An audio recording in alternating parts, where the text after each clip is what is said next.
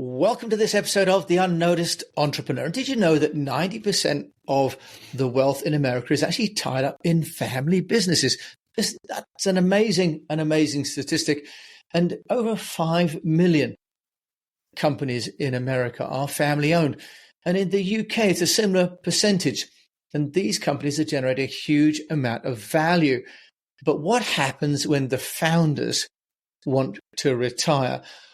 Who's going to take over the companies? What if the next generation don't want to take over the company? Maybe that's what you're facing yourself. I've got the answers for you today. Dr. Patrick Wook is joining us from Savannah, Georgia.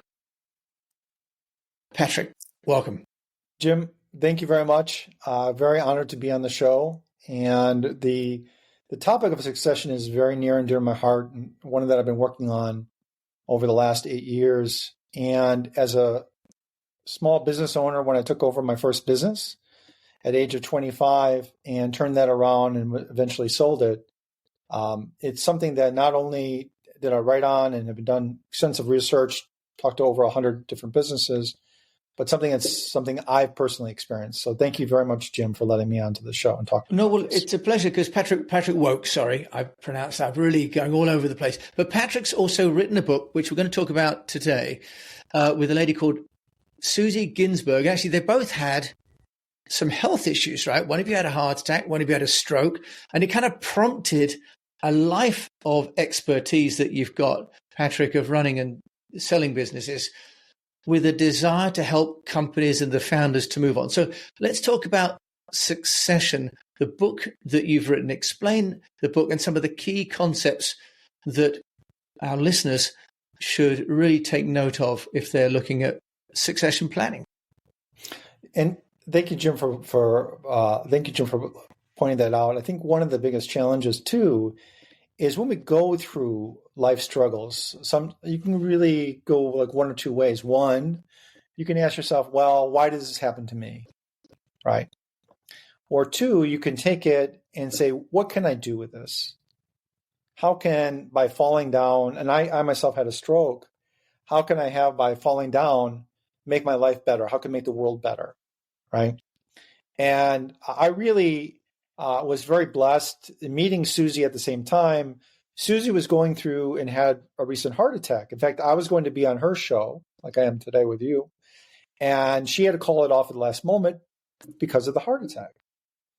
And so months went by. We kind of didn't get in touch.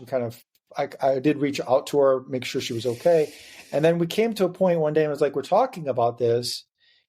How can we turn these challenging situations, these challenging issues, heart attack, stroke, things that happen later in life, into something that could benefit other people, benefit ourselves, benefit the world? And so we created this book of Succession, which I had been working on for a period of time, but without the energy and dynamicism. I mean, Susie is just, she is a force in the world. And without her support, it would still be on a digital shelf somewhere. So very, very lucky to have her in my life. Very, very lucky to have her contribution to this book. And her DNA is wrapped in this book as well. And going back to what you're talking about in regard to family members and transition of businesses and succession, a lot of the time, as you were pointing out earlier on in the beginning of the show, or the beginning of the introduction of the show, is a lot of time we don't really engage in the issue of succession until there's a heart attack, until there's a stroke, maybe even, and unfortunately to say this, a death. And so having this grow out of that issue, having that grow up of something that's traumatic that happened to me, it allows us to provide, for lack of a better word, the medicine. It provides us the solution, provide the pathway. And I see ourselves more as guides than authors, to help people through that transition, through that difficult time, like we went through. So this book is in many ways written with our own struggles to help other entrepreneurs who are going through their struggles with their families and through those transitions. And that's why I really love this. And that's why we made the title Navigating Generational Success, because we are helping generations, not just the older generation who may be going through challenges, but the newer generation. Yeah, Patrick, and just for full disclosure, Patrick and I met each other when we were both living in Beijing. So Patrick's got an international expatriate career as well. So he has his base now in America, but has international experience. Which is why what you are sharing in the book will apply not just to America, but to entrepreneurs all over the world. Patrick, let's start with perhaps the first question on people's mind, maybe, which is that why do people not have a succession plan in place? Because it seems as though, we must recognize we're getting older. We sometimes get fatigued, and a lot of companies just kind of fizzle out, don't they? If the founder doesn't find a succession. In your research, why do founders not have a plan? Oh, it's a great question, and I think there's many different types of research out there, but I think one of the numbers that a lot of them agree is only 33% of family-run businesses have a plan. That means somewhere from 67% don't.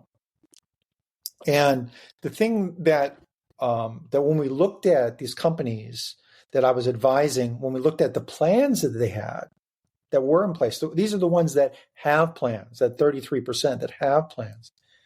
They have structural plans, they have financial plans. But when I asked them, how are you dealing with the family dynamics? How are you dealing with the behavioral issues? Almost, I would say all of them came back and just looked at me and said, we don't, and that's where this book, that's where our research, that's where our focus really differentiates itself, is it looks at what is the successful process on a behavioral side, working with your family member, getting over those issues, getting over those, understanding the differences between the different generations. Should we just talk about that? Because often when we talk about handover, we talk about equity transfer, roles and responsibilities, and then trying to get the founder to let go is often a big one, isn't it?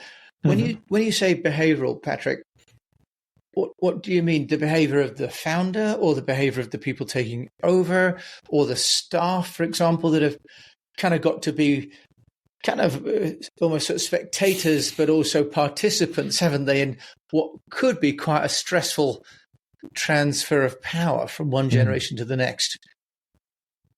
Absolutely. And you hit it right on the head, is where do you really start? Because there are so many different aspects in where you can look, right?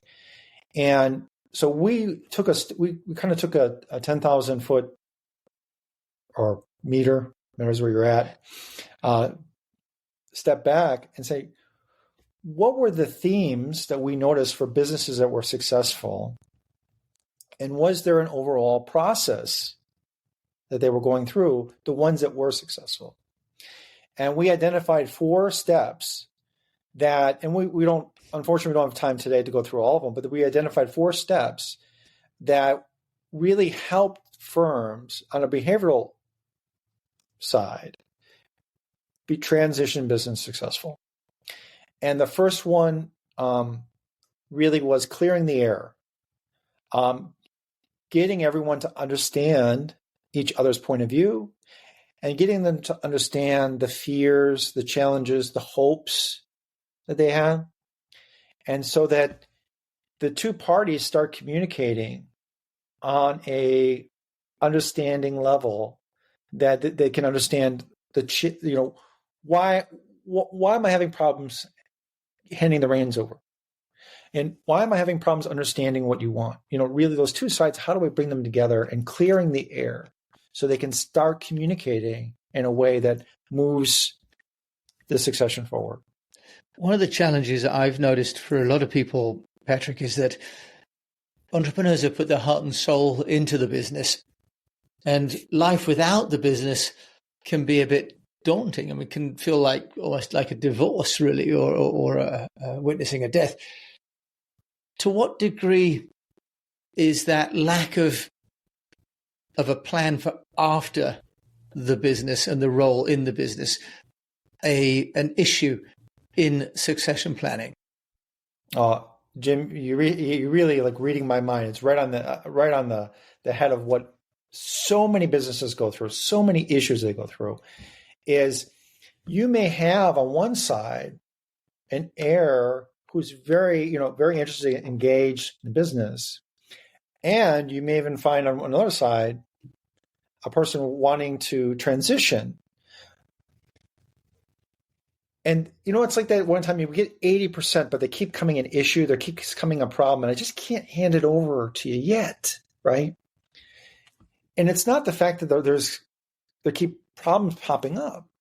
It's, as you pointed out, and we've seen time and time in the entrepreneurs, the business owners, they identify so much with their business, of who they are, of what they are, that we almost have to work with them and say, let's start thinking about who the next person is going to be, right? And those are very challenging conversations, right? Because in the beginning, when we start saying, who's the next person going to be, it always ties back to the business they're doing now. And what we try to do is really have those hard conversations with the person who's selling the business to let go. And how could they create new groundwork in their own life and their own identity? So just really brilliant. I'm really happy you pointed that out, because it's such a very difficult and important thing to help people through. Well, it is. And Patrick Woke, your book, Succession, Navigating Generational Success, is available on Amazon. So I'll put a link to that in the show notes. But, it does seem as though many people have defined themselves by the work that they've done. Mm-hmm. We've talked a little bit about the need for that person to reinvent themselves, right? Mm-hmm. Sort of life after the company in that role. What about for the young people coming in for whom maybe they're interested in doing something entirely different? How do you get them to want to take over the family firm? Maybe they're not interested in, catering equipment or, running a manufacturing industry when their first love is maybe in art or in medicine. How do you help the next generation to be inspired by the opportunity that lies within the family company? And I think that's a brilliant, that's another really exciting topic, and something I recently was talking with some business owners who had their son in the business. And I don't think, I had a conversation with him in front of one of the owners, and I said, there's a great book called The Alchemist. And I always love one of the key tenets of the book is sometimes the real gold is sitting underneath your feet. And you just can't see it because you just can't dig underneath the ground right in front of you. And I explained to him, I says, running this business, jumping into this, the lessons that you learned, the challenges, the identity you identify that you engage and create for yourself, those skills that you learn running this business, you can use anywhere in the world. You can use in anything you use from this point. You have the greatest opportunity to learn one of the greatest lessons of your life right here. And you don't have to go to New York or San Francisco or, like you and I went to Beijing or Shanghai. On the flip side, all the lessons you learn here in this small town, because we're in a small town, all the lessons you learn in this enterprise, and those lessons are the same that I learned in my hometown, Lockport, Illinois. I used those lessons, that knowledge, that ability in Shanghai, in Beijing, in Dalian. The exact same abilities.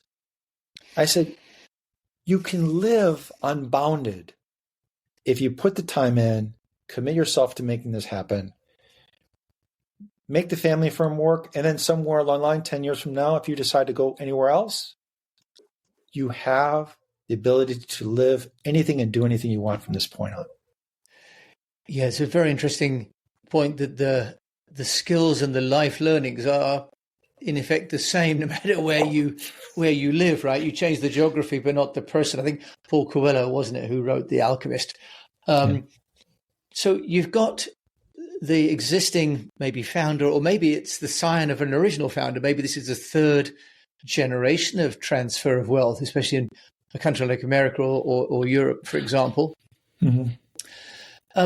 What about the issue then of dealing with the team in the company? Because we've talked about, the founder has to decide to go and do something else, whether it's a sport, for example, or something they've always wanted to maybe make a contribution, have a foundation of some kind, and the next generation come in and run it. But there is also an implication for the team who signed up to work with the founder, for example, and maybe work with them for 10, 20 years. There are people who are going to be passed over, aren't there, for example, for leadership, because the heir comes in. Patrick, what about the organizational challenges when there is this transfer? Okay. So one of the things that we noticed, and one of the chapters deal with getting to know your people, right? Getting to understand your people. And a good friend of mine, Justin, he can help contribute to that topic. And one of the things that I was really, really honored is really to understand is he has a tree, like a graphic tree that he puts in his office. And on it, he has all of the members of his team, pictures of them, and family, background, all and if they have children, their pictures as well. And he says, this tree cannot exist with all the rest of the branches, right? And he sees, that's in front of his desk every day. He sees it every day, and remind him the importance of that. The other thing too that he does is he goes out and meets and talks and learns about everyone in his organization. And he hasn't taken over in the organization yet. He did that at the beginning to really understand all of these people, their families, their challenges, their backgrounds. So by doing that, by putting that background, not only understands the people on an individual basis, but he understands that if there's a shipment missing, or maybe the accounting is off, or maybe someone's really doing very well, he understands maybe some of the social backgrounds, some of the family backgrounds behind it. So what he's done is, by including the family as a part of who he is, he's eliminated a lot of the problems in regard to transition, how people see their own position, and he's made them feel like they're a part of something bigger, right? Something more beautiful, like a tree. And I think we saw this in another organization I work with, Juan. They run a family restaurant, and I think it's every 2 weeks now, they invite everyone in the organization to dinner. And the entire organization takes up the whole restaurant. They all sit together, and the father, who's founded the business, sits at the head of the table, and they all share, they all talk, and they all have dinner together. I think a lot of the issues we have in regard to non-family members come with the fact that this is my 2 cents, is we don't take time to get to know people. We don't take time to have a meal. We're always in such a rush to accomplish activities, to accomplish goals, to accomplish the next thing, instead of realizing that maybe having a meal, maybe having a chat, maybe have a coffee can give us insights into how to better understand those around us and our organization. We'll be back after a quick break. Would you like to double your salary without starting another business? The easy way to do this is to join the board of another company. You get well paid for a part-time role. You get all the credibility that comes with being a board member. Plus, you get to hang out with some very cool people and learn how other businesses are dealing with their problems. If you'd like to know more, if you'd like to learn how you get your first board seat within 60 days, just click on the link below, as Unnoticed is a gold sponsor of our summit, so you get free tickets. Enjoy. I'll see you there.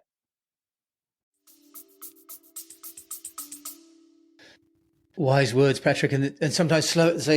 I heard the other day in motor racing, going slow is faster because, we get a better line and we're not rushing.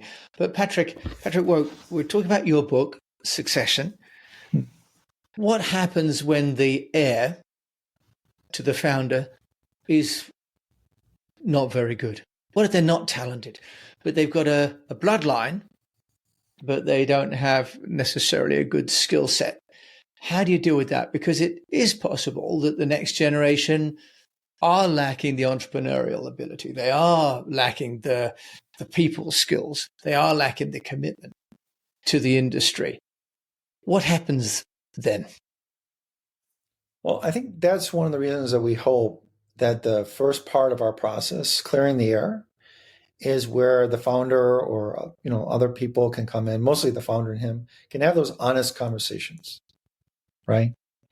And we believe at that time it's really good to, even if you bring myself in, or if we bring in another guide to come in and say, okay, there are some legitimate points here that the current founder has in regard to your skill sets or your understanding of ability, or maybe even your want.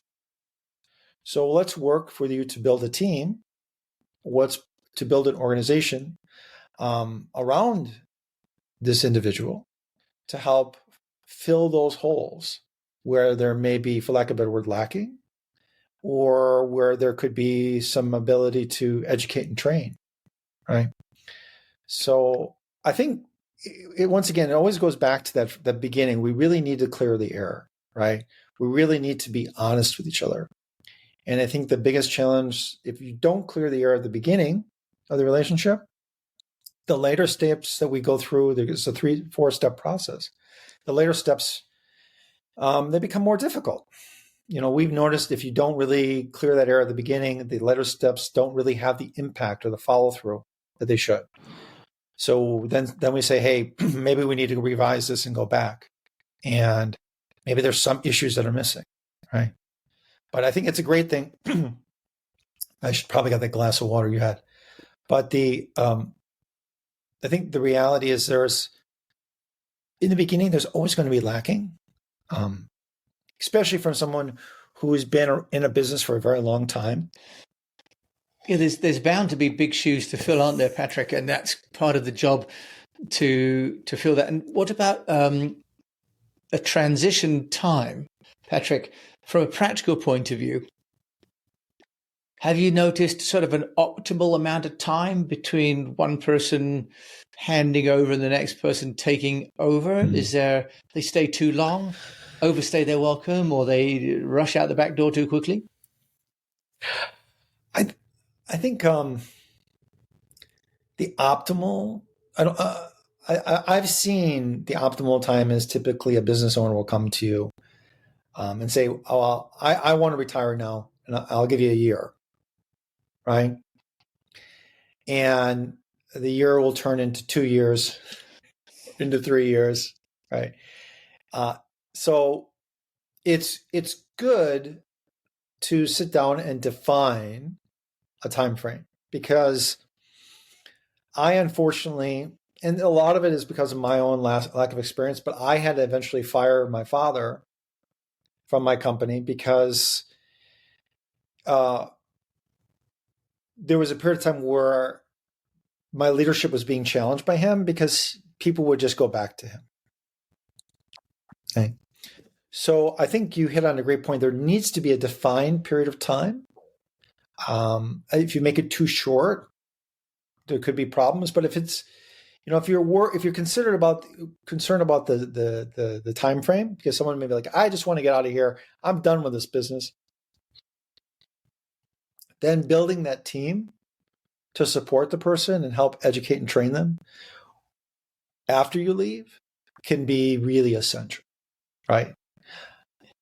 Yeah, maybe having some timelines as well, and some milestones where you've all agreed when this is happening, it's time, and maybe letting go of maybe product first and marketing, and then people always cling on to finance until the end, or maybe a few key clients, don't they? So succession planning takes a lot of, as you say, conversations and some maturity, but also both parties have to be sort of committed to the process. If they're going to get this transition taking place, they both have to be willing to follow through, even through the uncomfortable parts.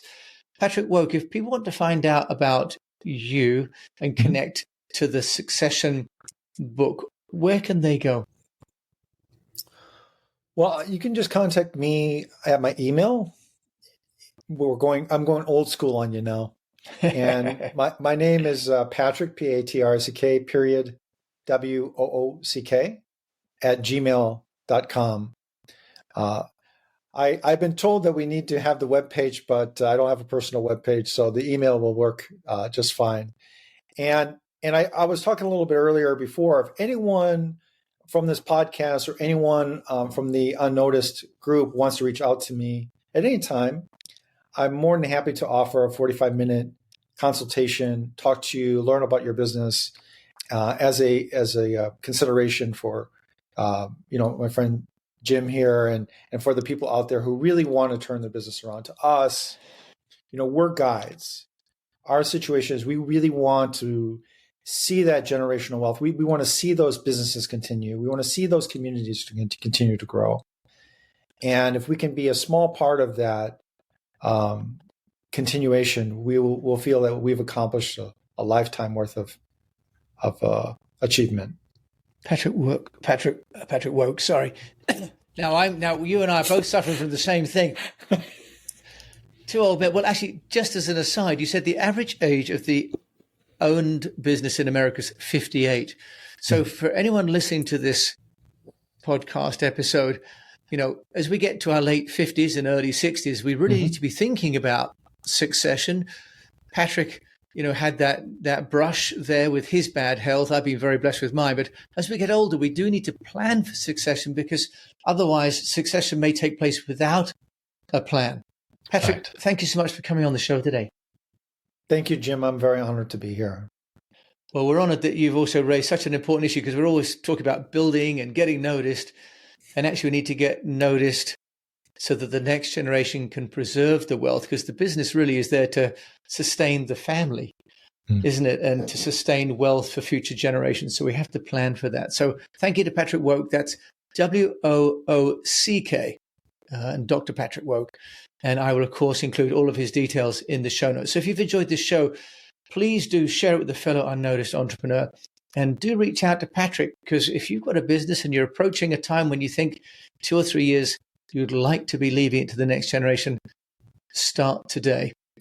And my name's Jim James. Thank you so much for joining me on this episode of The Unnoticed Entrepreneur. Until we meet again, I just encourage you to keep on communicating.